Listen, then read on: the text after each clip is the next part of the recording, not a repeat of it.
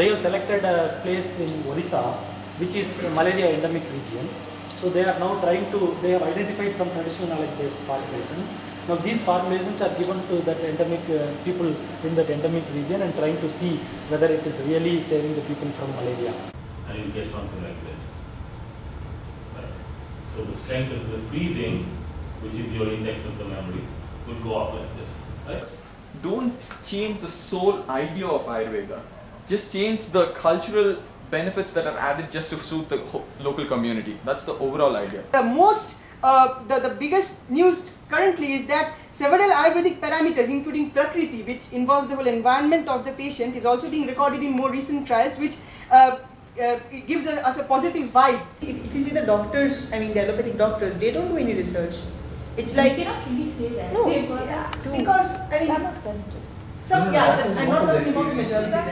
That goes for the Ashtavedyan people too. Yeah, like some of them do research and most of them practice medicine. Practicing is part of research over there. As in, like, you observe something, you give medication, and then you take experience from that. And after that patient, that's why you go to like really big practitioners who've been practicing for 40 years. They have the experience with time. That is also research.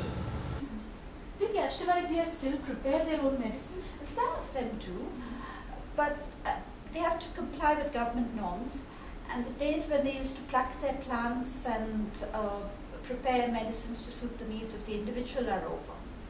What is being promoted is Ayurveda light. Yes, perhaps light is right for 21st century. If we can popularize Ayurveda, perhaps we can generate resources. You Ayurveds need to do your serious work better. This is not Ayurveda, let alone Ashtavedya.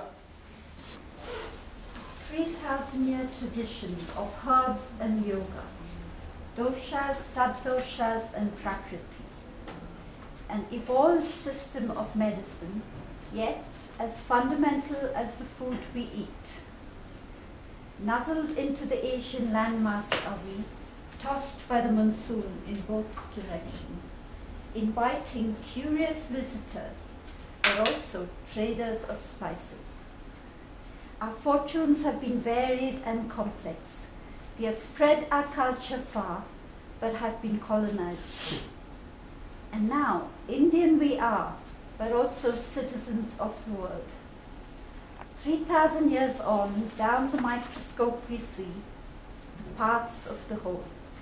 Exquisitely beautiful, tunnels, airways, flowing plasma, calcium signals. Can I demystify a dosha? Can I? Should I? Can I break a kashayam into bits and put it back together again? Can I decide between the parts and the whole? So it has been a fascinating journey from learning an Ayurveda's potential.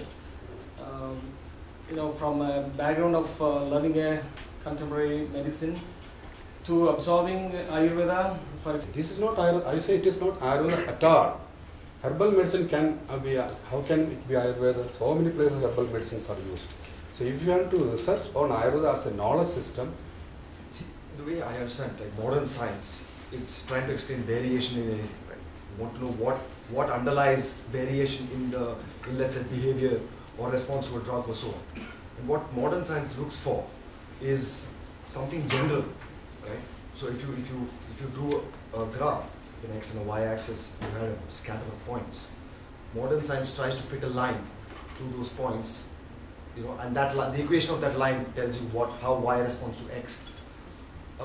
What I seem to understand from Ayurveda is that what the Ayurvedic thing is more interested in is trying to figure out why there's departure from that line.